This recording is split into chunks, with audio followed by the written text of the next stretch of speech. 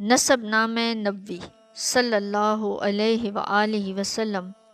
امام بیقی نے دلائل النبوت میں حضرت انس رضی اللہ تعالیٰ عنہ سے مروی وہ حدیث نقل کی ہے جس میں حضور صلی اللہ علیہ وآلہ وسلم نے اپنے نسب مبارک کی طہارت و پاکیزگی کا یوں ذکر کیا ہے۔ ارشاد فرمایا،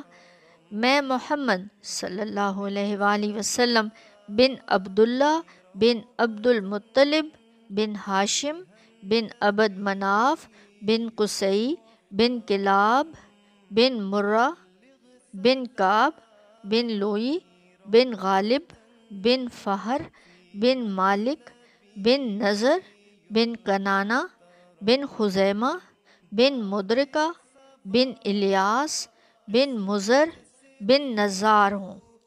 اس کے بعد فرمایا، جب بھی نسل انسانی کو دو طبقات میں تقسیم کیا گیا تو مجھے یعنی میرے نور کو ان میں سے بہتر طبقے میں رکھا گیا، پس میرے نسب کو ہر جگہ ایسے والدین کی سلبوں اور رحموں میں سے نکالا گیا کہ میرے نسب کو دور جاہلیت کی کسی برائی نے چھوا تک نہیں۔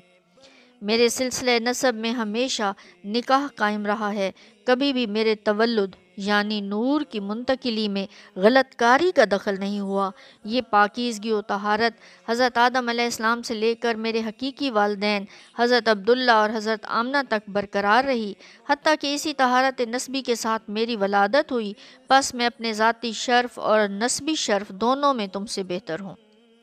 معد بن عدنان تک نسب نامہ نبوی میں کوئی اختلاف نہیں، یہ حصہ مستند طریقے سے ثابت ہے، چونکہ یہاں تک نسب اطہر کو حضور نبی اکرم صلی اللہ علیہ وآلہ وسلم نے خود بیان فرمایا ہے، لہٰذا ہم بھی سنت نبوی کی اتباع میں نسب نامہ نبوی کے باب میں معد بن عدنان تک تمام اسماء گرامی کا ذکر کرتے ہیں۔